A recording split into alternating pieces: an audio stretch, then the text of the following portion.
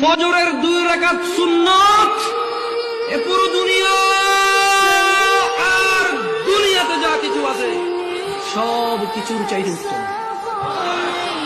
তাহলে যে 2 রাকাত সুন্নত পৃথিবীর চাইতে উত্তম, ওই 2 রাকাতের সুন্নতের পরে যে 2 রাকাত ফরজ রয়েছে, এই ফরজের আল্লাহু আকবার কি দিয়ে মিটাবা?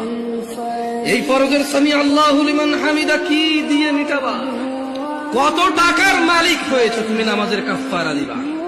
যেখানে সুন্নত 2 রাকাতের মূল্য পুরো পৃথিবীর সমস্ত সম্পদ বিক্রি করে যদি একটা স্বর্ণ কিনা হয়, ওই স্বর্ণকে যদি এক পাল্লা রাখা হয়, আর ফজরের 2 রাকাত সুন্নতকে যদি এক পাল্লা রাখা হয়, ফজরের 2 রাকাত সুন্নত ভারী।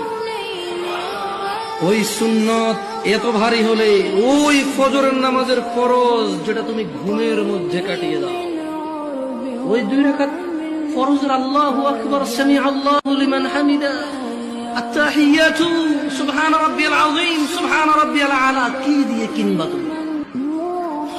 কি কয় টাকার মালিক হয়েছে যে 2 রাকাত সুন্নতই পুরো পৃথিবীর চাইতে উত্তম?